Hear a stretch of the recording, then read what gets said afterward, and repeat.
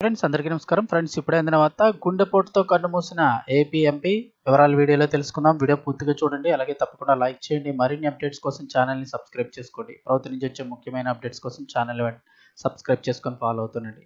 ఇంక వివరాల్లోకి వెళ్ళిపోదాం. ఏపీ పాలిటిక్స్లో తీవ్ర విషాదం, మా మాజీ ఎంపీ కన్నుమూత. వివరాలు చూస్తే కనుక ఏపీ రాజకీయాల్లో తీవ్ర విషాదం చోటు చేసుకుంది. అనంతపురం మాజీ ఎంపీ దరూరు పుల్లయ్య కన్నుమూశారు. ప్రస్తుతం కర్ణాటక రాష్ట్రంలోని బళ్ళారిలో నివాసం ఉంటున్న ఆయన సోమవారం నాడు కొట్టాలలో ఉన్న తన వ్యవసాయ క్షేత్రాన్ని చూసేందుకు వెళ్లారు.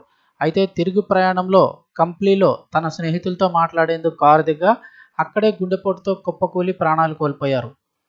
అనంతరం పుల్లయ్య పార్థివ దేహాన్ని బళ్ళారిలోని తన ఇంటికి తీసుకువెళ్లారు. అయితే ఈ పుల్లయ్య సొంతూరు అనంతపురం జిల్లా వజ్రకరూరు మండలం ఛాయాపురం గ్రామం. పుల్లయ్య ఉరవకొండ నియోజకవర్గం నుంచి 1962లో కాంగ్రెస్ తరపున పోటీ చేసి 800 ఓట్ల తేడాతో ఓడిపోయారు. తర్వాత 1968 నుంచి 1974 వరకు కూడా ఉరవకొండ పంచాయతీ సమితి అధ్యక్షుడిగా 2 సార్లు గెలుపొందారు. 1977, 79 అలాగే 82, 85 వరకు కూడా అనంతపురం లోక్సభ సభ్యుడిగా పనిచేశారు. కాంగ్రెస్ పార్టీ కన్వీనర్గా కూడా ఉన్నారు. 1965 నుంచి 77 వరకు కూడా కంప్లీ షుగర్ ఫ్యాక్టరీ డైరెక్టర్గా, బీడీసీసీ బ్యాంక్ డైరెక్టర్గా కూడా విధులైతే నిర్వర్తించారు.